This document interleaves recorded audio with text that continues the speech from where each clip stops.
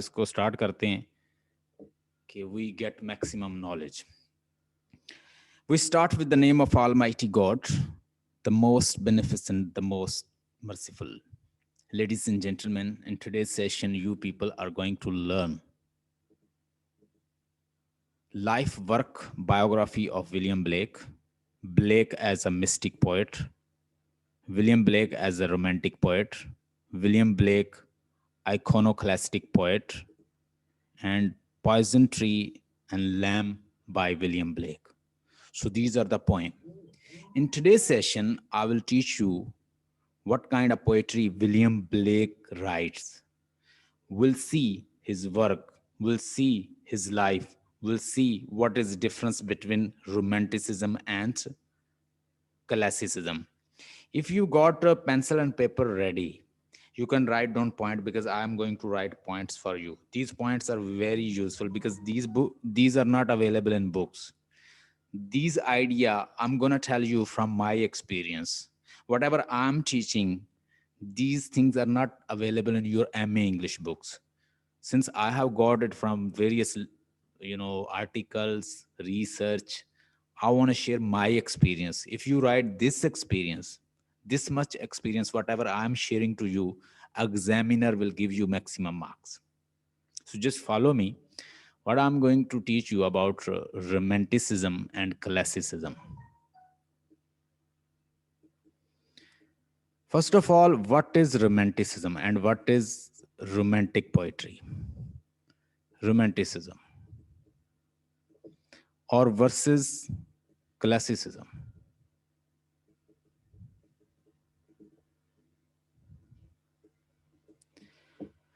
Romanticism versus classicism. I'm going to teach you about romanticism and classicism.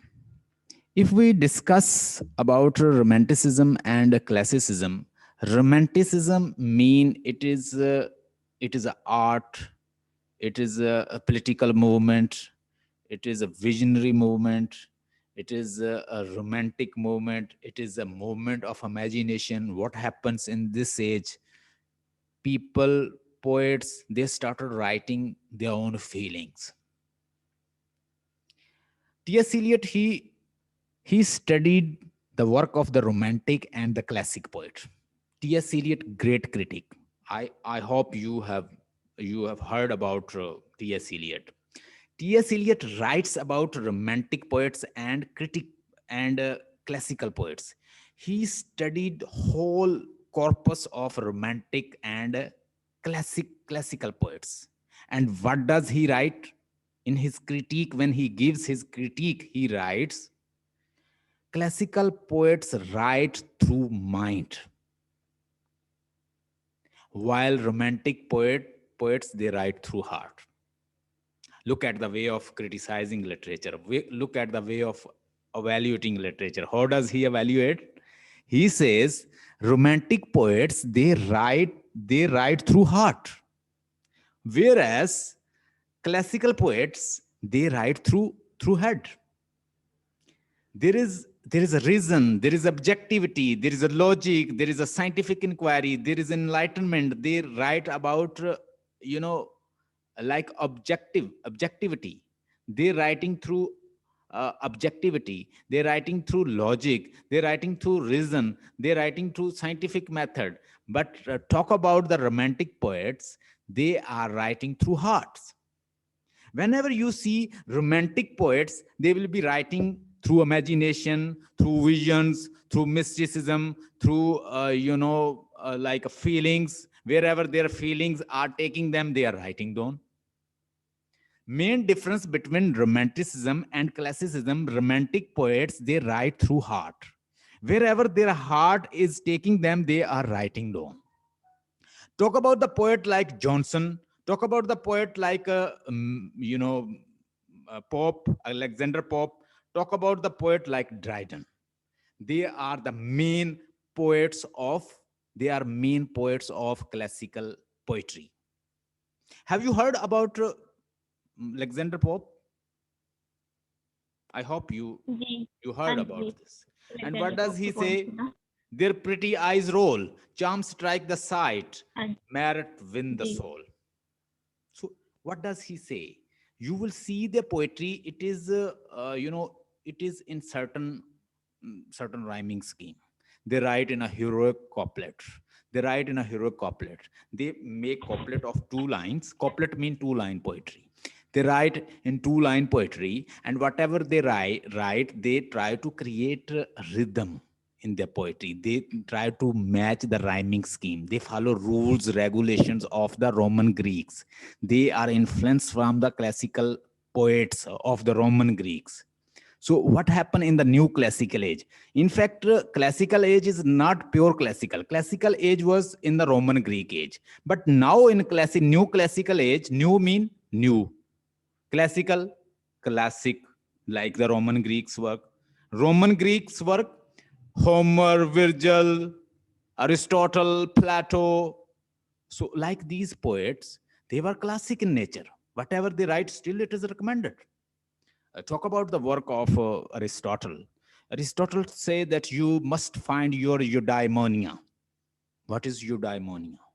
Eudaimonia mean you must find living living soul. You must find your spirit. Once you are able to find your spirit, it is easy to work out. Talk about flowers. If you give little water to flower, just look after, flower will automatically grow, because it is in it is a, it's its spirit to grow, to give smell, to flourish. So it is the spirit of the flowers. Same way, you must find your spirit. In what field you are interested to do something, in what field you are made for. You must find your spirit first of all if you want to make progress. For example, you are interested in literature, you are interested in neuroscience, you are interested in psychology, you are interested in philosophy, you are interested in anthropology. You must work out to find your eudaimonia. So what happens? Still this idea is recommended. Still people like Aristotle's concept of eudaimonia. Even people are writing in their books, they're taking concept from the Roman Greeks. Whatever they have write, still it is recommended, and it is uh, you know it is recommended and is appreciated. People like, people follow them. So what happens in classical age? Poets, writer, they were following Roman Greeks work. They follow whatever rules they laid on. They say that you have to write poetry in a heroic couplet. They say that you have to write poetry in certain sonnet form. In your sonnet there is 8 line and 6 line. So that was a Roman Greek work. What happens? Whatever you take from the Roman Greek works, you are going to implement in the classical age. But when romantic poet, they see that they are making poetry like scientific. It is just in the clutches of poetry is in the clutches of the objectivity, scientific method. So they want to bring out art out of scientific method, objectivity, and like that, rules and regulation. What romantic says? Romantic poet emphasize. They emphasize one should write poetry through heart, not through reason. Hope you got point over here. What romantic say? Poetry should be through poetry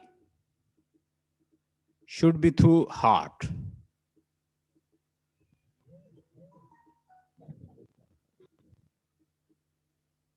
How we should write poetry, Safia? How we should write poetry? In Through heart. romanticism, In through romantic, heart. we must write poetry through heart, not through reason, not through logic, not through objectivity, scientific objectivity. Rather, we should write poetry through subjective nature. Subjective nature, whatever I am feeling, I'm writing down. Whatever I am experiencing, I'm writing down. Wherever I'm going, I'm writing. Wherever I'm feeling, I'm writing. Whatever I'm imagining, I'm writing. Whatever imagination I have, I'm writing. Whatever vision I have, I am writing. Whatever mystic idea I have, I am writing. I am a romantic poet. So romantic poets are such kind of poet. They write through vision. They write through imagination. They write through their feelings. They write through emotion. They write whatever they feel. They are not following the rule regulation of Roman Greeks. We don't need to write in a heroic couplet. We don't write in a rhyming scheme. We don't want to follow the rhyming scheme, the pattern, sonnet pattern, the 8 line and 6 line sonnet. We are not going to write like that. Rather, we will write whatever our heart is feeling. We will write freely. Main example of this poetry is Walt Whitman. If you find Walt Whitman poetry, he is writing through heart. He is writing through imagination. He is writing well inspiration from nature. So he is writing in a free verse. So what you write in romantic poets, you write through heart rather than following the rules and regulation of the Roman Greeks. What you find in the classical age. In classical age, they write through through their reason, through their logic, through their objectivity. Objectivity means 2 + 2 is equal to 4. You are not going to say over here 5. You must write 4. You follow formula. You follow rule. No, you should explain in your own word if you can. Romanticism मतलब जो romantic poet थे वो अपने experience के साथ लिखते थे। जैसे टीएस एलियट की एक पोएम भी थी, वो stopping by walls on a snowy evening. उसमें उसने बताया था कि वो उसमें स्नो का इन मौसम है, वो जा रहा था और रास्ता बंद था, उसने एंजॉय किया था, तो उसने अपना एक्सपीरियंस लिखा था उस वाली पोएम में। तो वो वाला हो गया। और क्लासिकल जो थी क्लासिकल पोइट्री, उसमें वो पोइट जो है वो अपने माइंड के थ्रू लिखते हैं, जो भी आइडिया उनके माइंड में आता है वो एक्सपीरियंस के साथ नहीं। जैसे पोप ने लिखी थी वो वाली poem rape of the lock, उसने खुद से लिखी थी ना, एक्सपीरियंस से नहीं लिखी थी। ये फर्क हो गया दोनों। Very good. अच्छा, अब एक थी रेनेसेंस एज और एक थी क्लासिकल एज। यानी रेनेसेंस एज के बाद क्या आई? Classical age. Now we are going to discuss about Renaissance age and classical age. First of all, in classical age, we find they take people flawed nature. They say that man is having flaw and he or she should mend his her character. Talk about Alexander Pope. Alexander Pope is criticizing on the human being. He says that all the people, they having flaw in their nature, they should mend it. We should mend our flaws. We are with flaws and we will mend it.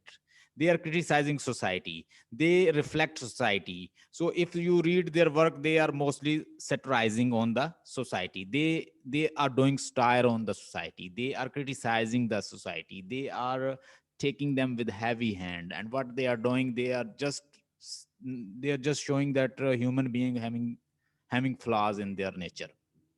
So we should work it. But talk about the Renaissance age. If we discuss Renaissance age, we see in Renaissance age, people is a center of human is a center of all attention. I mean to say, people are giving emphasis on the human nature.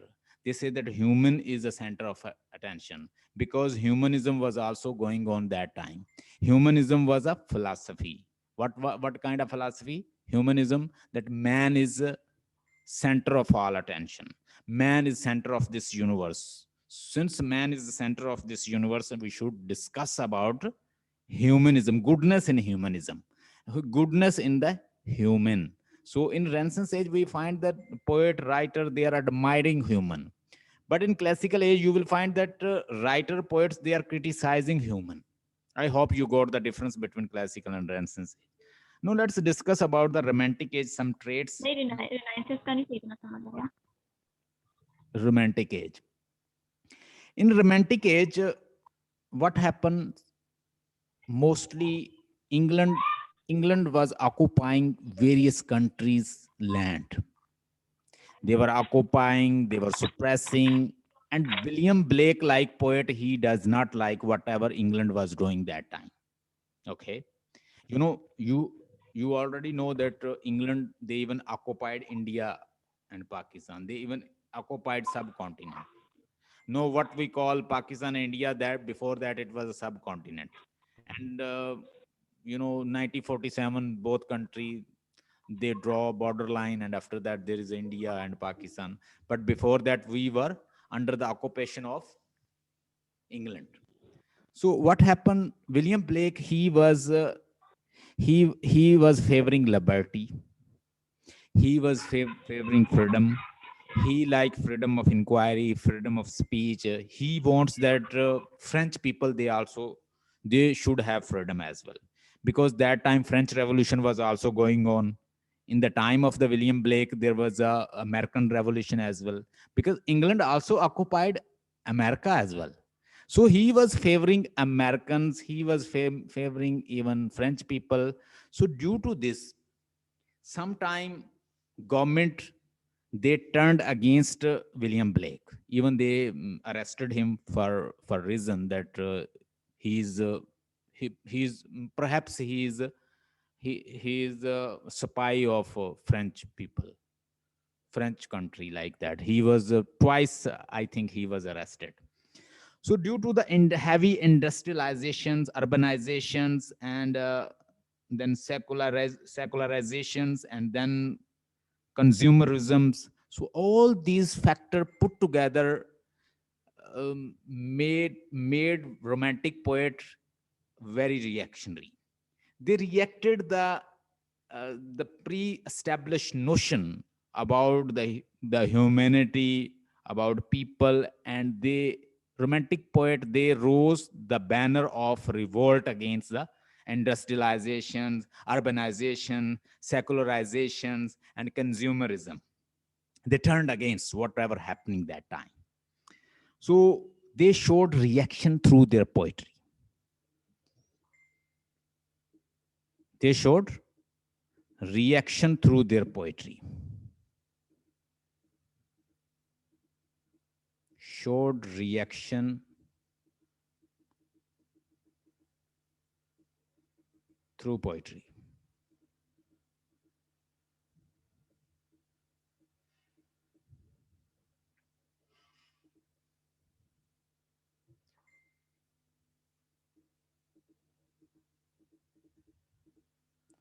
Through poetry.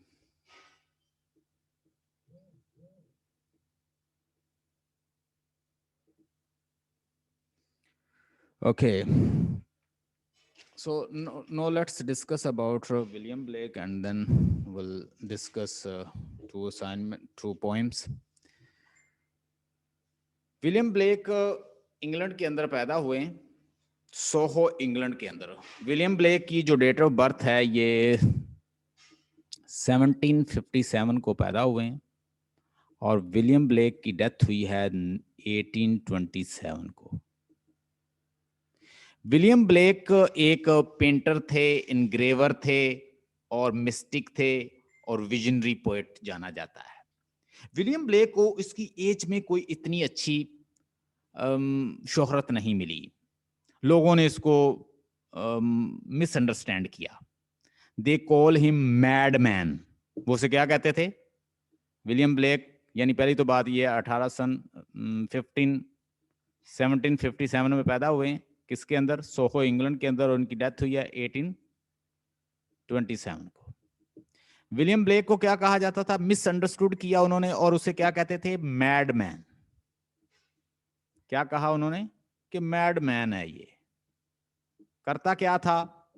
एक तो isolation में रहता था, लोगों से बातचीत नहीं करता था. दूसरे रोमांटिक पोएट्स जो थे, उनकी लाइफ अगर देखी जाए, जैसे पर्सी बेली शैले है, जॉन कीट्स है, या वर्ड्सवर्थ है, या सैमुअल टेलर कॉलरिज है, या लॉर्ड बैरन है, या उसके अलावा दूसरे वाल्टर स्कॉट है, तो इनकी अगर लाइफ को देखा जाए तो उनकी लाइफ बड़ी एक सिस्टमैटिक, एक ऑर्गेनाइज्ड, और आप देखेंगे मॉडर्न, और उनका स्टाइल ये बड़ा डिफरेंट है. जबकि हमारा पोएट जो विलियम ब्लेक है, he is not as much modern like that. ये उनकी तरह मॉडर्न नहीं है.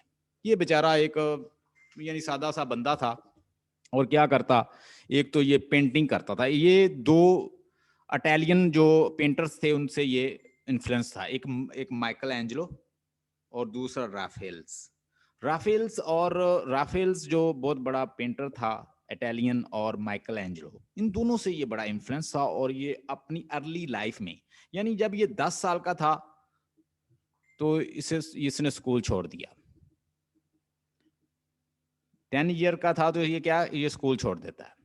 कहता शुक्र है मैंने स्कूल छोड़ दिया, जहां पे यह क्या होता है, सिर्फ पनिशमेंट मिलती है और कुछ भी नहीं करवाते. ये स्कूल छोड़ देता है और फिर इसकी मदर जो थी, इसकी मदर का नाम था कैथरीन, ठीक है, और इसकी वाइफ का नाम भी कैथरीन था।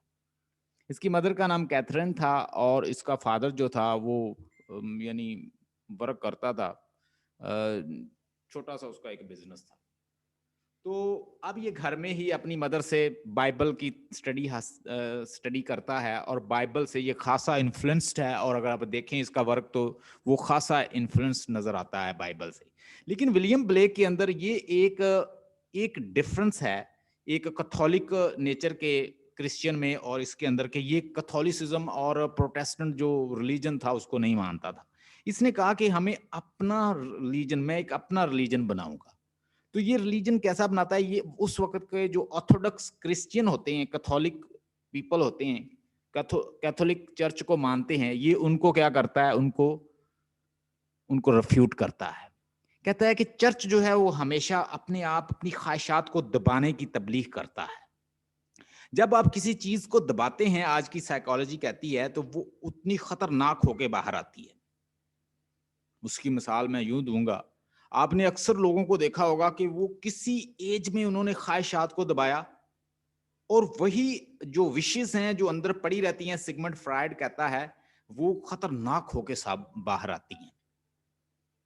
मतलब आपने कुछ ख्वाहिश को अपनी जवानी में छुपा लिया, तो आपने देखा होगा कि कोई बूढ़ा होके किसी अपनी स्टूडेंट के साथ ब्लैकमेल कर रहा होगा। जब वो एजड हो जाता है तो वो कोई इस तरह का कारनामा करता है कि बंदे हैरान हो, यार इतनी एज है और ये क्या कर रहा है। असल में सिगमंड फ्रायड की जो थ्योरी है वो बड़ी, साइको एनालिसिस की थ्योरी जो है वो मैं अक्सर देखता हूँ, वो काफी हद तक ठीक है, यूनिवर्सल किस्म की थ्योरी है। साइको एनालिसिस थ्योरी अगर आप पढ़ें तो वो कहता है कि एक इड होता है इंसान के अंदर और एक क्या होता है, एक ईगो होता है, एक सुपर ईगो होता है। आप अपनी ख्वाहिशात को अगर दबा लोगी और आप उसको सप्रेस करती रहोगी तो किसी एज में आपको लगेगा कि मैंने जो ख्वाहिशात जो है मुझसे अनकॉन्शियसली मुझसे वो वर्क हो रहे हैं। तो whenever you suppress your desires, feeling, तो इस तरह की जो ख्वाहिशात होती हैं जब आप उसे दबाते हो तो किसी ना किसी एज कैथारसिस नहीं करते या उसको चैनलाइज नहीं करते तो that will be very dangerous. तो वो कहता है कि जब आप किसी ख्वाहिश को दबाते हैं या किसी को, मिसाल के तौर पर मैं आपका दुश्मन हूं और मैं आपका दोस्त बना रहा हूं, मेरे मन में कुछ है उसको मैं दबाता रहूं और जैसे जैसे मैं अपने अंदर जहर बनाता रहूं और फिर आपकी जान ले लूं। और उसके ऊपर उसने एक पोएम भी लिखी है। तो इस तरह वो कहता है कि ये जो चर्च है ये हमें जो, ट्री वाली। हाँ जी, बात सुन रहे हैं, समझ आ रही है आपको? जी जी। सफिया आपका नाम है, सफिया, हाँ इसके जी, ऊपर आ आप रही कोई है। कमेंट करना चाहें जो विलियम ब्लेक कहता है कि जब आप हाँ अपनी जी। ख्वाहिशात को सप्रेस करते हैं, तो सिगमंड फ्रायड से कहते हैं कि इसका जो आइडिया है सिगमंड फ्रायड की थ्योरी, साइको एनालिसिस थ्योरी से बहुत मिलता जुलता है। सिगमंड फ्रायड ने भी कंसेप्ट किसका दिया था, इड का, इड, ईगो, सुपर ईगो। आप डाइट पे हैं, अब इसका कंसेप्ट मैं आपको जरा समझाता हूँ। इड होता है बंदे की जो इम्पल्स होती है नेचुरल। फॉर एग्जांपल मेरे अंदर नेचर क्या है, मेरी इम्पल्स क्या है, खाना पीना और मुतासर हो जाना, किसी से इन्फ्लुएंस हो जाना, ये मेरी नेचर के अंदर है क्योंकि मैं इंसान हूँ। इसको कहते हैं इड। ये जो नेचुरल इंस्टिंक्ट होती है इंसान की उसको इड कहते हैं। सुपर ईगो वो सारे रूल्स हैं जिसके मुताबिक एक्सट्रीम किस्म के रूल हैं जो मैं अपनी लाइफ में अप्लाई करता हूँ। मिसाल के तौर पर अगर मेरे सामने यहाँ पे मेरी मदर बैठी है तो मैं कोशिश करूँगा कि वो लैंग्वेज इस्तेमाल करूँ जो उसके लिए मुनासिब हो, मेरा कल्चर इजाज़त देता हो, मज़हब इजाज़त देता हो, जो मेरे रूल रेगुलेशन मुझसे डिमांड करते हैं, वो सुपर ईगो है। अगर मेरा फ्रेंड बैठा होगा तो मैं उससे और तरीके से बोलूँगा। तो ये रूल्स रेगुलेशन जो हमें कल्चर या नॉर्म्स या रिलीजन या जो भी देता है वो सारे हमारे सुपर ईगो में आते हैं। और ईगो इन दोनों के दरमियान जो बैलेंस करता है उसे ईगो कहते हैं। कौन कहता है? Sigmund Freud psychoanalysis theory में, मैं नहीं कहता। Ego, what is ego? Ego वो बैलेंस्ड लाइफ है जो आप जीते हो। किस तरह से, कैसे? इन दोनों के दरमियान, दोनों एक्सट्रीम के दरमियान जब आप बैलेंस लाते हो उसको क्या कहते हैं? Ego. Hope you got the point. Id का मतलब है आपकी नेचुरल इंस्टिंक्ट और इम्पल्सेस। सुपर ईगो का मतलब है वो सारे रूल रेगुलेशन। आप डाइट पर हैं और आपको मना किया गया कि आप कैंडी नहीं खाएंगी, आप बर्गर नहीं खाएंगी। आपने बर्गर देखा तो आपका दिल किया मैं दौड़ के बर्गर को खा लूं। अब बर्गर नहीं खाऊंगी, इड जो है वो नेचुरल इंस्टिंक्ट है, आपको मजबूर करेगा खाओ जल्दी से बर्गर। नेचुरल इंस्टिंक्ट है ना इंसान की, ह्यूमन बीइंग की, जो भी टेस्टी चीज हो उसकी तरफ दौड़ता है। हाँ जल्दी से खा लो, लेकिन उसके साथ रूल्स हैं, वो आपका सुपर ईगो है। उन दोनों के दरमियान जो बैलेंस रास्ता निकालोगी, चलो यार आधा थोड़ा सा खा लेती हूं, तो वो आपकी ईगो है। आपको पूरी मैंने सिगमंड फ्राइड की थ्योरी समझा दी है, आप इसको अब अप्लाई कर सकते हैं। तो अब ये कहता है कि जो चीजें आप दबाती हैं, ख्वाहिशात को जो आप दबाते हो, सप्रेस करते हो, दैट इज वेरी डेंजरस। पहले तो वो चर्च को क्रिटिसाइज करता है और उसको कहा जाता है कि नॉन कन्फर्मिस्ट था। विलियम ब्लेक को क्या कहा जाता है? Non conformist. नॉन कन्फॉर्मिस्ट का मतलब होता है कि जो प्री एस्टेब्लिश जो नोशन प्रिंसिपल होते हैं उनको जो रिजेक्ट करता है चर्च के या किसी ऑर्थोडॉक्स बिलीव को, उसे कहते हैं नॉन कन्फर्म। आइकोनोक्लास्ट भी कहते हैं उसको। Hope you got the point. आप कहीं असाइनमेंट में उधर पढ़ोगे तो आपको याद हो जाएगा, इसलिए मैंने आपको ये लफ्ज बता दिए। पहली बात यह है कि कुछ वो क्लेम करता है, कहता है जी जब मैं 8 साल का था, विलियम ब्लेक कहता है कि मुझे विजन्स होते थे। मैं 8 साल का था तो विलियम ब्लेक कहता है कि मैंने एंजल्स को देखा है, ठीक है। और एक दफा तो वो कहता है कि मैंने अपने विजन में किसको देखा? गॉड को देखा। गॉड को देखा, कहता गॉड ने मेरा सर जो है वो खिड़की के अंदर लगा दिया और मैं दौड़ता हुआ अपनी मदर के पास गया तो मदर ने मुझे कंसोल किया, फादर ने डांटा कि ड्रामा कर रहे हो। He saw the ecstatic visions of angels, saints and spoke to the dead. उसका एक भाई था, उसकी डेथ हो जाती है और वो एक बहुत अच्छा पेंटर था और कहते हैं कि वो ख्वाब में आके उसको पेंटिंग सिखाता रहा। उसने डेड पीपल से बातें की हैं, ठीक है। और उसकी बहुत सारी प्रोफेसी जो हैं विलियम ब्लेक की वो भी ट्रू हुई हैं। मिसाल के तौर पर एक जेम बेजर एक नामी एक बंदा था जिसके पास वो पेंटिंग सीखने जाता था, ये पेंट करता था। तो ये उसके पास जाता था सीखने के लिए, उसके फादर ने वहां पे भेजा जेम बेजर्स, नाम लिख देता हूं, जेम बेजर। अब जेम बेजर नामी बंदे के पास ये जाता था और ये कहता था कि मैं ऐसे बंदे को तो हैंग कर देना चाहिए। कुछ दिनों के बाद उसको फांसी दे दी थी गवर्नमेंट ने, ठीक है। तो वो बहुत सारी उसकी प्रोफेसी कहते हैं कि ठीक भी हो गई थी विलियम ब्लेक की। उसने एक गूस्ट ऑफ द फ्ली जो है, ये भी एक इसकी भी पेंटिंग बनाई है, गूस्ट ऑफ द फ्ली, ये भी नोट कर लें, गूस्ट ऑफ फ्ली, इसकी इसने पेंटिंग बनाई। फ्ली आपने देखा होगा, ये इस तरह का इंसेक्ट होता है जो ये कुत्तों के और ये जो डॉग्स होते हैं या इस तरह के जानवर होते हैं उनके जिस्मों के अंदर से खून सक करता है, पैरासाइट होता है। वो क्लेम करता है कि उसका बिलीव था कि आर्च एंजल्स जो हैं वो उसके पास आते हैं और उसके वर्क के फैन हैं। जो वो पेंटिंग करता है वो इतनी खूबसूरत पेंटिंग करता है कि बड़े बड़े आर्च एंजल जो हैं उसके फैन हैं, लेकिन लोग इसको मैड कहते थे। विलियम वर्ड्सवर्थ ने उसके ऊपर कमेंट किया है, याद रखिएगा, लिख लें भले। वो कहता है कि विलियम वर्ड्स कहता है, yes this old man was mad man but there is something in the work of this mad man that I prefer to him, I prefer to him than the work of the James Coates and the Lord Byron. यानी कोई तो चीज है उसके work के अंदर कि मैं वो, हाँ एक मैडमैन था, ओल्ड मैडमैन था, लेकिन इस ओल्ड मैडमैन के अंदर समथिंग था, कुछ ना कुछ था, कि मैं उसको इतनी प्रेफरेंस देता हूं जितनी मैं लॉर्ड बैरन को नहीं देता, वाल्टर स्कॉट को नहीं देता, उस वक्त के जो बड़े बड़े पोएट्स थे। Got the point? ये विलियम वर्ड्सवर्थ ने कमेंट किया है। जी जी। विलियम वर्ड्सवर्थ क्या कमेंट करता है ये वैसे अपने लफ्जों में आप लिख लीजिएगा, मैं आपको सेंड भी कर दूंगा। विलियम वर्ड्सवर्थ कहता है कि yes that old man was mad man but there is something in this mad man's work. I preferred him to the Walter Scott and Lord Byron's work, कि मैं उसे इतना प्रेफर करता हूँ कि जितना मैं लॉर्ड बैरन और उसके वर्क को नहीं करता। कुछ ना कुछ तो उसके वर्क में है। ठीक है, उसके बाद तीसरा पॉइंट है, कहता है he painted the ghost of the flea. Ghost of the flea, इसका भी इसने एक पेंटिंग बनाई थी।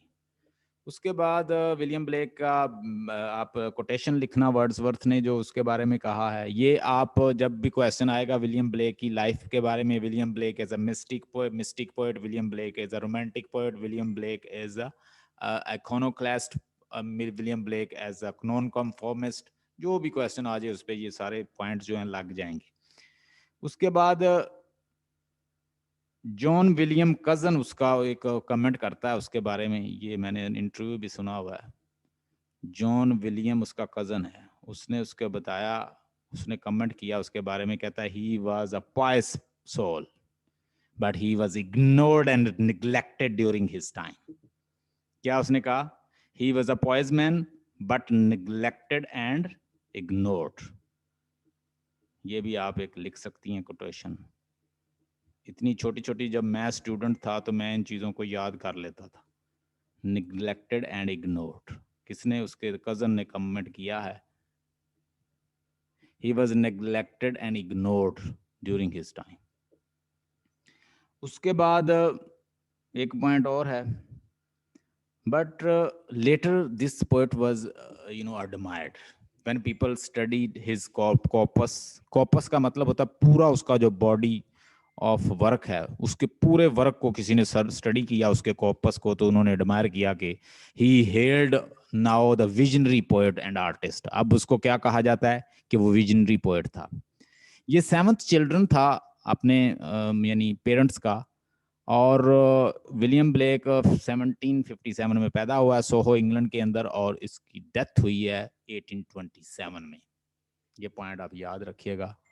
उसके बाद ये इन्फ्लुएंस था बाइबल से, क्योंकि इसने अर्ली एजुकेशन, कोई इसने स्कूल में एजुकेशन हासिल नहीं की, 10 साल का था स्कूल छोड़ दिया। उसके बाद ये बाइबल पढ़ता रहा अपनी मदर से। मदर का नाम कैथरीन था, वाइफ का नाम भी कैथरीन था। इसकी वाइफ जो थी अनएजुकेटेड थी, इसने खुद ही उसको एजुकेट किया। कहते ये वाहद ऐसा पोएट है कि जो अब मरते दम तक अपनी बीवी से वफादार रहा है और अपनी बीवी के साथ ही उसके पास ही इसकी डेथ हुई है, मतलब इसने किसी दूसरी औरत के साथ अफेयर नहीं बनाया। राफेल्स और माइकल एंजेलो जो इटालियन पेंटर थे, उनसे ये इन्फ्लुएंस था। जेम बेसर जो है उसको, उसके साथ इनग्रेवर का वर्क करता है, ये इनग्रेव करना पेंटिंग वगैरह का। उसके बाद ये एक रॉयल एकेडमी को ज्वाइन करता है 21 ईयर जब ये ओल्ड था। और जेम पार्कर एक नामी इसका दोस्त था, जिन्होंने ओपन मिल के एक प्रिंटिंग जो है मशीन जो है वो लेकर आए थे, और ये उस पर इनग्रेव किया करते थे। और फिर लेटर ये क्या करता था कि एसिड वगैरह यूज करता रहा, कुछ धात को इस्तेमाल करके। तो ये ना सॉन्ग ऑफ इनोसेंस और सॉन्ग ऑफ एक्सपीरियंस जो है इसने लिखा। और उसकी वजह से, क्योंकि ये एसिड और वो डिफरेंट किस्म के केमिकल यूज होते थे, तो उसकी वजह से इसका स्टोमिक जो है बुरी तरह, मेहनती बड़ा था, इसका स्टोमिक खराब हो जाता है। फिर अल्टीमेटली 1827 में इसकी डेथ होती है। किसकी वजह से? स्टोमिक की वजह से। अननोन एक डिजीज होती है कुछ स्टोमिक की, उसकी वजह से 1827 में विलियम ब्लेक की डेथ हो जाती है। मेरे ख्याल में विलियम ब्लेक की पूरी लाइफ जो है मैंने आपको पढ़ा दी है। आप किसी भी असाइनमेंट से पढ़ोगी तो ये आपको सब वैसे ही याद होती जाएगी। अब अपने लफ्जों में जो मैंने आपको पढ़ाया, अपने लफ्जों में जरा एक्सप्लेन करने की कोशिश करो, मैंने क्या क्या बताया।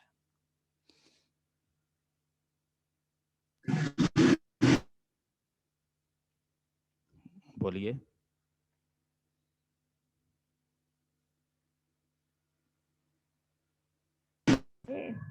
दो जो पेंटर्स थी उनसे इंस्पायर था बहुत ज्यादा, और स्कूल इसने छोड़ दिया था, और बाइबल उसने अपनी मदर से पढ़ी थी और बाइबल से बहुत ज़्यादा इंस्पायर्ड था। और उसकी वाइफ का नाम भी कैथरीन था और मदर का नाम भी कैथरीन था। और उसने चर्च को वो फॉलो नहीं करता था क्योंकि उसके ख्याल में चर्च जो है वो पीपल के ऊपर बहुत ज़्यादा रेस्ट्रिक्शंस लगाती है, उनके डिज़ायर को दबाती है और ये अच्छा नहीं है इंसान के लिए, इसलिए चर्च को फॉलो नहीं करता था। और विजन था, मतलब उसके कहता था कि मुझे रिश्ते नजर आते हैं और मैंने गोस्ट से भी मिला हूँ, उसने अपने पेरेंट्स को बताया, उन्होंने बात नहीं सुनी। और डेड पीपल जो थे उनके साथ जिसने बात की उसके भाई के साथ, उसका भाई उसको पेंटिंग सिखाता था आके। उसके बाद इसको एडमायर नहीं किया गया, लेकिन एंड पे जाके जब लोगों ने इसकी पॉइंट्स को या इसको थोरली पढ़ा तो फिर इसको एडमायर किया गया कि ये अच्छा बोलता है। Very very good.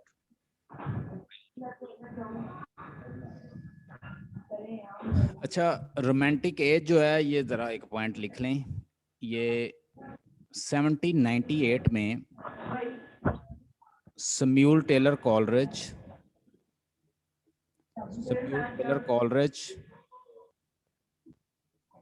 और मुलाकात होती है विलियम वर्ड्सवर्थ की। ये दोनों मिलके एक बुक लिखते हैं, लिरिकल बैलेड। कौन सी बुक लिखते हैं? क्या लिरिकल? हाँ जी, lyrical ballad. Lyrical ballad. Lyrical ballad नाम था और इसमें कलेक्शन था, यानी ये पोएम का कलेक्शन था। ये कौन लिखता है? एक तो विलियम वर्ड्सवर्थ और एक सैमुअल टेलर कॉलरिज। जैसे ये पोएम लिखते हैं ना, यानी रोमांटिक एज का पोएट्री में आगाज हो जाता है। इससे पहले जो कंसेप्ट दिया था या इसके ऊपर बात की थी रोमांटिसिज्म के ऊपर, उसका नाम है रूसो। ये फिलोसोफर था। आपसे कोई पूछ ले कि who is the father of the romanticism, तो आप बताएंगे रूसो, जैक्वस रूसो। ठीक है, जैक्वस रूसो जो है ये फादर है रोमांटिसिज्म का। यानी क्वेश्चन आ जाता है पीपीएससी इंग्लिश में। ये सारी चीजें देखिए, आपको मैं चाह रहा हूं कि इस तरह से तैयारी हो जाए आपकी कि you should have enough knowledge about literature. If anybody asks you about romanticism and romantic age, you should be able to explain explicitly। आप एक्सप्लिसिट वे से उसको डिफाइन करके बताएं, भाई मुझे पता है रोमांटिक एज क्या होती है, मुझे पता है रोमांटिक और क्लासिकल एज में क्या फर्क है, मुझे पता है ये आगाज कब हुआ था, मुझे ये भी पता है फादर ऑफ रोमांटिसिज्म कौन है। तो you should have enough knowledge about romanticism, romantic age, romantic writer, how they were writing, how it was started. So all you should have enough knowledge so that you can apply in your practical life। तो इसका father है Rousseau, philosopher था। उसके बाद ये work हुआ जैसे ही 1798 में विलियम वर्ड्सवर्थ और सैमुअल टेलर कॉलरिज ने, दोनों ने 1798 में जैसे ही उन्होंने वो लिरिकल बैलेड लिखा तो यानी रोमांटिक एज का स्टार्ट हो गया। और ये एज कैसी थी कि ये एक रिएक्शनरी एज थी क्लासिकल वर्क के अगेंस्ट। क्लासिकल पोएट्स क्या कर रहे थे? लोगों को दबा रहे थे। क्लासिकल पोएट्स क्या कर रहे थे? मतलब क्रिटिसाइज कर रहे थे, स्टायर कर रहे थे, ऑब्जेक्टिविटी देख रहे थे, इंसान के अंदर फ्लॉ देख रहे थे, उसकी नेचर को क्रिटिसाइज कर रहे थे। और जबकि रोमांटिक एज फीलिंग की एज, रिएक्शन एज किसका? क्लासिकल एज का, पैशन का, फीलिंग का, इमेजिनेशन का, मिस्टिसिज्म का, विजन का, इंट्यूशनिज्म का, ट्रांसेंडेंटलिज्म का। ये सारे एक्सपीरियंस किस में लिखे जा रहे थे? रोमांटिक एज के अंदर। Hope you got the point. अब मेरे पास कुछ पॉइंट्स हैं इधर भी, मैं वैसे जस्ट आपको बताता जाऊंगा, आपको खुद ही याद होते जाएंगे क्योंकि मैं just born 1757 London England, died August, वही चीजें जो मैंने डिस्कस की हैं इसको देखती जाएं। जस्ट 69 ईयर इसने एज पाई है। तो ब्लेक्स लाइफ जो है, अर्ली लाइफ जो begin his artistic career at 10 year, यानी 10 ईयर का था तो इसने पोएम लिखनी शुरू कर दी थी। इसकी और आम पोएट की पोएट्री में ये फर्क है सफिया, कि ये क्या करता है कि ऐसी पोएट्री करता है कि जो पोएट्री करता है उसके साथ इमेजेस बनाता है। और कहते हैं ये न्यूड पिक्चर बनाता था, यानी मेल और फीमेल की न्यूड पिक्चर बनाता था। तो जब मैंने इसके बारे में रिसर्च की कि ये ऐसी पोएट्री क्यों बनाता था, वो कहता है, यानी विलियम ब्लेक का ये कहना है कि इंसान जब इस दुनिया में आया था तो वो न्यूड था, क्योंकि वो बाइबल से इन्फ्लुएंस था। तो कहता है इंसान जब इस दुनिया में आया था तो वो बिल्कुल न्यूड था, उसके पास कोई कपड़े नहीं थे।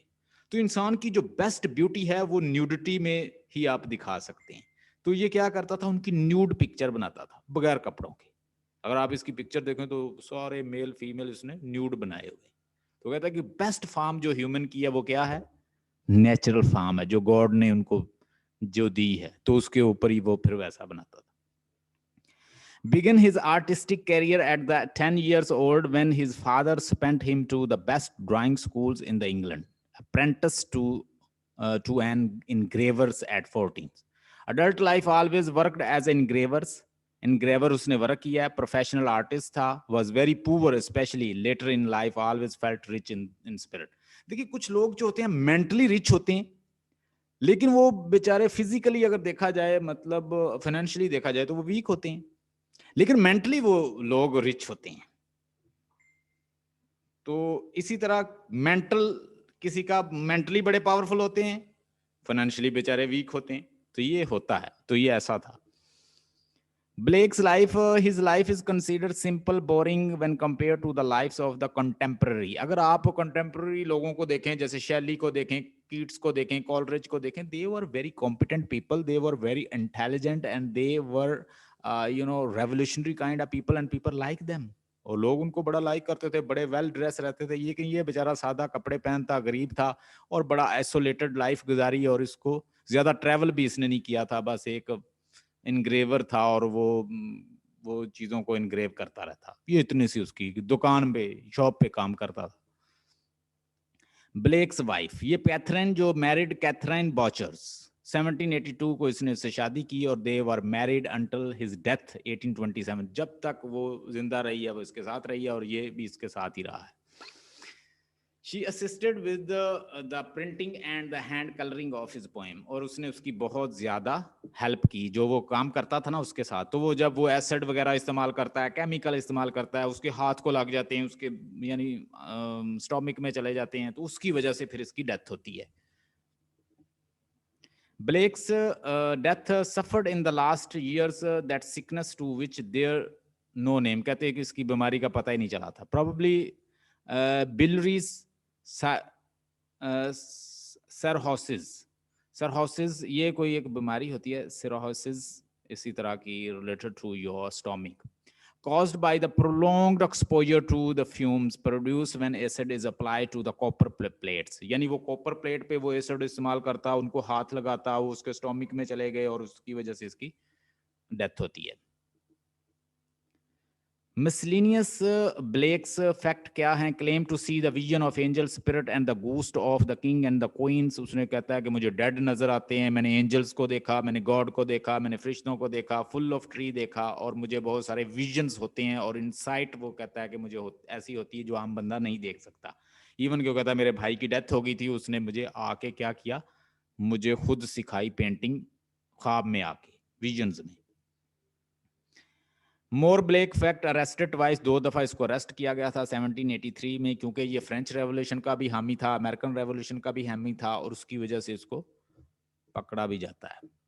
Blake's poetry work received little attention during his lifetime. Most of his poetry was not widely published. लेकिन जब उसकी डेथ होती है तो इसका नाम बनता है। I must create a systems or be enslaved by the another man's. वो कहता है कि हमें अपना सिस्टम, मतलब अगर आपने अपने बाप से या मदर से या अपने लोगों से या कुछ खास इंस्टीट्यूशन से जो चीजें सीख ली और वैसे ही अपनी लाइफ गुजारनी शुरू कर दी, तो आपने फिर अपना क्या सीखा? एक एग्जिस्टेंशियलिस्ट फिलॉसफी है, उसके मुताबिक वो कहता है कि इस दुनिया के अंदर कोई मीनिंग नहीं है, मीनिंग आपने खुद देनी। Life is since life is meaningless, you have to find meaning yourself. There is a philosophy name is existentialist philosophy. In this world there is no meaning at all. It is up to you to give meaning. ये तुम्हारे ऊपर है कि तुम कौन सा meaning देती हो लाइफ को।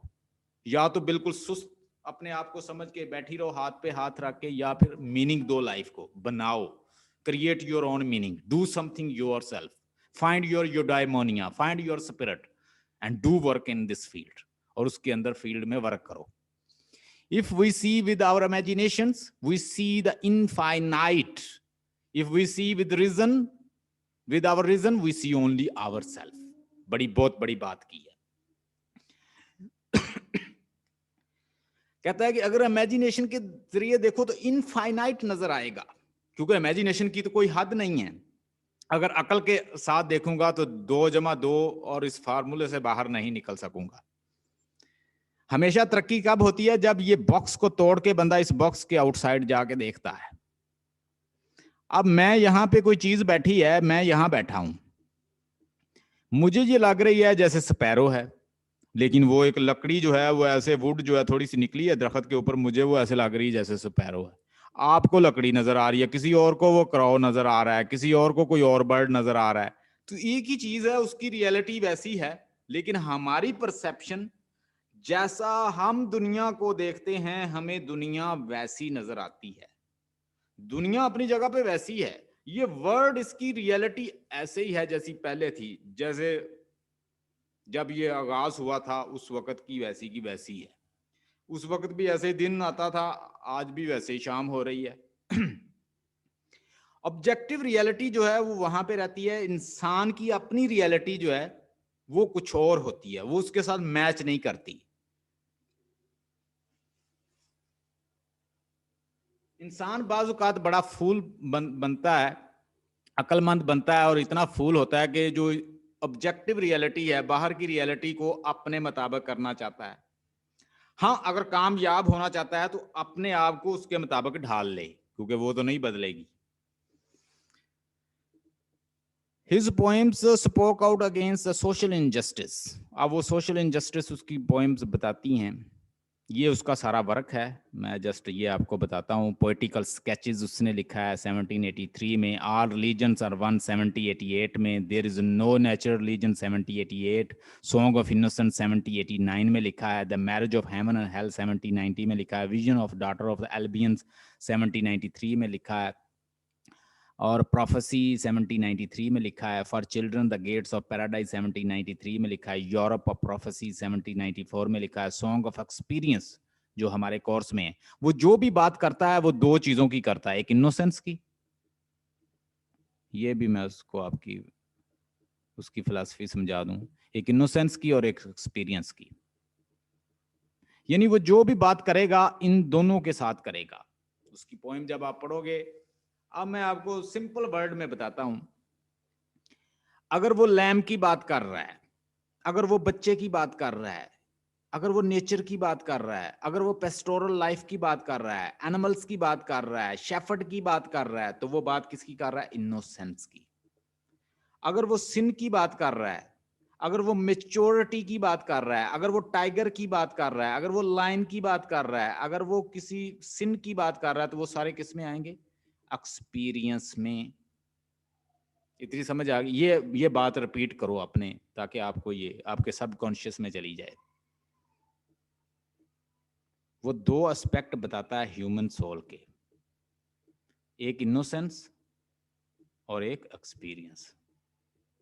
इसमें मैंने कुछ चीजें आपको बताई हैं। वो कहता है जब इस बच्चा इस दुनिया में आता है तो वो इनोसेंट होता है। क्यों इनोसेंट है? भाई उसने कोई गुनाह नहीं किया, लेकिन यहाँ का माहौल, यहाँ के लोग, यहाँ का इन्वायरमेंट, यहाँ की सोसाइटी, यहाँ के पीपल उसे मेच्योर्ड बना देते हैं, एक्सपीरियंस्ड बना देते हैं। वो फिर किस लाइफ में चला जाता है? सिन की लाइफ में, एक्सपीरियंस्ड की लाइफ में और डिके की लाइफ में। और ये कहता है दोनों चीजें साथ साथ चलती हैं। हमें सिर्फ यही सिखाया जाता है अच्छाई है, अच्छाई है, अच्छा होना चाहिए, अच्छा। वो कहता है नो, अच्छे के साथ बुरा भी है। अगर डेथ है तो जिंदगी है, गुनाह है तो अच्छाई भी है, लाइफ है तो डेथ भी है।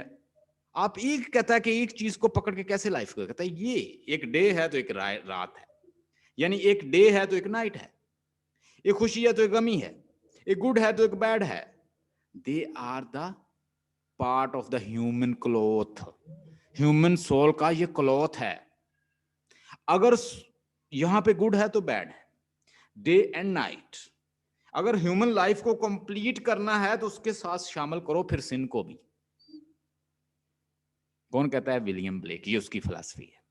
अब जो भी पोएम पढ़ेंगे हम इसके रिस्पेक्ट से पढ़ेंगे। लें जी, यहाँ पे मैं आज के लेक्चर को ख़त्म करता हूँ। और भी बहुत सारी चीज़ें हैं तो बस हम इसको यहाँ पे ही फिनिश करते हैं। आप अगर अपने वर्डिंग में जो मैंने अभी पढ़ाया है तो उसको अगर बयान करना चाहें तो अपने लफ्जों में बयान कर लें, ताकि आपके सब कॉन्शियस में चली जाएं बातें। I just want to recap from you, you should recap. मैंने क्या क्या बताया है, क्या आपको समझ आई है, अपने लफ्जों में बयान कर दें। सर एक बात नहीं समझ आई, ये जो विलियम ब्लेक है ये बाइबल को बहुत एडमायर करता था, लेकिन फिर चर्च के खिलाफ क्यों था? अगर बाइबल को एडमायर करता था तो इसको चर्च को भी एडमायर करना चाहिए था। असल में एक तो बात यह है कि उसने जो कैथोलिक चर्च जो है उससे उसने तलीम हासिल नहीं की।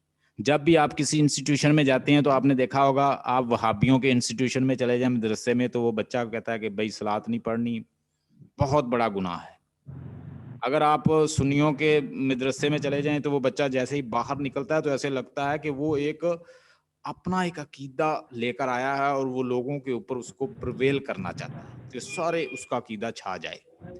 जब आप किसी खास इंस्टीट्यूशन का हिस्सा होते हैं तो क्या होता है, वो वैसी ही थॉट जो है प्रिवेल करना चाहता है। अगर आप कैथोलिक, उनके दो बड़े सेक्ट हैं, एक कैथोलिक और एक प्रोटेस्टेंट। जब आप किसी प्रोटेस्टेंट के चर्च में जाएंगे तो वो क्या करेगा, वो कैथोलिक जो जितने भी चर्च हैं उनको रिजेक्ट करेगा, रिफ्यूट करेगा, आपको डॉगमेटिक बना देंगे। अगर आप कैथोलिक में चले जाएंगे तो वो उनको डॉगमेटिक बना देंगे, वो कहेंगे सिंग करना चाहिए, चर्च में जाना चाहिए, चर्च में जाके सॉन्ग गाने चाहिए, चर्च को में जाके पढ़ना चाहिए। वो कहता था मैं इन चीज़ों को नहीं मानता। चर्च के अंदर बहुत सारी चीज़ें जो हैं वो इंटरपोलेशन है। इंटरपोलेशन का मतलब होता है खुद लोगों ने, प्रीस्ट ने उसके अंदर डाली हुई है। उसने चूंकि खुद पढ़ा था, आपने देखा होगा अक्सर लोग जो अहादीस और होली कुरान को खुद पढ़ने की कोशिश करते हैं वो बहक जाते हैं। फिलासफी बाजुकात पढ़ने की कोशिश करते हैं, वो भी बहक जाते हैं, वो क्या अथीस्ट हो जाते हैं, एग्नोस्टिक हो जाते हैं। इसके साथ भी कुछ ऐसा ही मामला था कि इसने कोई खास चर्च को ज्वाइन नहीं किया था, इसने घर में ही पढ़ा था, सेल्फ स्टडी की थी, किसी स्कूल में भी ये नहीं गया था, अपनी मदर से ही इसने पढ़ा था। तो जब बंदा खुद पढ़ता है तो फिर इंटरप्रिटेशन भी खुद ही करता है। अगर आप किसी टीचर से पढ़ेंगी तो वो आप उसके माइंड से चलेंगी, तो अगर आप खुद पढ़ोगे तो इसमें पढ़ने का, खुद से पढ़ने का नुकसान भी होता है, क्योंकि जब आप अपनी ही फिर रिसर्च से फैसले करते हैं तो बाज़ औक़ात हम फिर नॉन कन्फॉर्मिस्ट हो जाते हैं, जैसे वो बन गया था। तो आपका क्वेश्चन अच्छा था, मुझे अच्छा लगा, इट वाज गुड क्वेश्चन। समझ आई आपको? जी समझ आई, अच्छी समझ आई। कल इंशाल्लाह ताला आपको इसकी दो, एक इसकी कोटेशन है जो मुझे बड़ी अच्छी लगती है। वो कहता है if the door of the perceptions were cleansed, अगर परसेप्शन, सोचने का जो डोर होता है ना, जहां से थॉट इंसान के माइंड के अंदर दाखिल होती है, ये आपका माइंड है ना, इसका डोर है जो इसके अंदर लेके जाता है, मतलब यहाँ से जाती है, एक ईयर्स के जरिए चीज जाती है, आइज के जरिए आपके सबकॉन्शियस में जाती है, साउंड और उसके बाद टच के जरिए जाती है, ठीक है, स्मेल के जरिए जाती है, साइट के जरिए जाती है। ये 5 सोर्स होते हैं अंदर डाटा दाखिल करने के आपके सबकॉन्शियस में। अगर कहता है इसको वॉश कर लिया जाए ना, इस डोर को, तो जो भी चीज इधर से जाएगी वो क्या करेगी, बड़ी सेंसर होके फिर आगे जाएगी। मिसाल के तौर पर आपने अगर सेंसर लगा लिए, मैंने गलत चीज नहीं देखनी, तो फिर कैसे बुरी चीज अंदर जाएगी। ये देखें, उसने वैसे बड़ी जबरदस्त बात की है। मैं तो इसको मॉडर्न जो साइकोलॉजी है उसके साथ उससे देख रहा हूँ। If the door of perceptions were cleansed, everything would appear to a man as it infinite, तो इंसान को हर साइड में फिर खुदा भी नजर आएगा। देखिए, इंसान को हमेशा, मैं अक्सर कहता हूँ, इंसान को ऐसा होना, अगर वो किसी के साथ नेकी करे तो वो लोगों को बताता ना फिरे कि यार मैंने उसके साथ नेकी की है, तो वो मैंने उसके साथ नेकी की है। नो, इंसान के अंदर एक कैरेक्टरिस्टिक होनी चाहिए कि आपको पता है कि खुदा जो हर चीज के अंदर, खुदा की रिफ्लेक्शन आपको नजर आएगी। लेकिन वो खुदा तुम्हें नजर नहीं आता कहीं भी, लेकिन उसके वर्क आपको हर चीज में नजर आएंगे कि ये देखिए कैसे तराशा है, देखो यार इसने माइंड कैसे बनाया। इस माइंड को कोई बना सकता है जिसके अंदर 100 बिलियन छोटे छोटे सेल्स हैं और एक दूसरे के साथ कनेक्ट हैं। इसके अंदर अमिगडेला भी है, इसके अंदर राइट ब्रेन भी है, इसके अंदर लेफ्ट ब्रेन भी है, इसके अंदर आपका टेम्पोरल लॉब भी है, इसके अंदर फ्रंटल लॉब भी है, इसके साथ ऑक्सीपिटल कॉर्टेक्स, इसके अंदर कॉर्टेक्स भी है, इसके अंदर आपके इतने सेल्स हैं जो फंक्शन कर रहे हैं। कौन करवा रहा है? गॉड। तो जब जैसे मुझे आइंस्टाइन की एक कोटेशन बड़ी अच्छी लगती है, वो कहता है कि deep knowledge of science make you religious person, but superficial knowledge of science make you a theist. अगर थोड़ा नॉलेज हासिल करोगे तो थीस्ट बन जाओगे। हाँ जी, hope you got a lot of points you learned about William Blake. William Blake आपको अच्छा पोएट लगा होगा, मेरा ये फेवरेट पोएट है, मैं इसे खुद बड़ा लाइक करता हूँ विलियम ब्लेक को। विलियम ब्लेक 1757 में पैदा हुआ है, फिर बता देता हूँ 1827 में विलियम ब्लेक की डेथ हुई है। विलियम ब्लेक एक रोमांटिक पोएट है, मिस्टिक पोएट है, विजनरी पोएट है, और ये जाना जाता है मिस्टिक और रोमांटिक पोएट। विलियम ब्लेक ने कैथराइन बॉचर से शादी की थी, उसकी वालदा का नाम भी कैथराइन था। उसने 10 साल का था तो स्कूल छोड़ दिया था, और उसने अपनी मदर से ही तालीम हासिल की थी। घर में तालीम हासिल करने की वजह से वो क्या बन गया? Non conformist. वो कहता था कि मुझे किसी को फॉलो नहीं करना, मैं अपना वे ऑफ लिविंग बनाऊंगा। पेंटिंग करता था, इनग्रेविंग करता था, और उसी की वजह से अल्टीमेटली उसकी डेथ होती है जब वो एसिड वगैरह यूज करता है केमिकल की वजह। ये उसकी ऑल लाइफ है, और उसकी पूरी लाइफ मैंने आपके सामने रख दी है। आप उसकी कोई भी असाइनमेंट पढ़ोगी ना, अगर आपने मेरे लेक्चर को ठीक तरह से सुना है सफिया, आप कोई भी इसकी असाइनमेंट पढ़ोगी तो आप बिलीव मी मुझे दुआएं दोगी। आप कहोगी कि सर ने मुझे ये चीज बताई है, भाई जैसे ही आपके माइंड में कोई भी आइडिया आएगा आप उसके साथ खुद रिलेट कर लोगी कि ये बात विलियम ब्लेक के बारे में इसने की है, क्योंकि जो मैं आपको पढ़ा रहा हूँ यही आपकी असाइनमेंट में लिखी हुई है। Have a nice time. कल इंशाल्लाह एक असाइनमेंट भी आपको दूंगा। आप अगर देखें तो वहां पे William Blake as a mystic poet है आपकी करंट की बुक के अंदर, उस असाइनमेंट को याद कर लीजिएगा। ठीक है। Have a nice time, wish you good luck.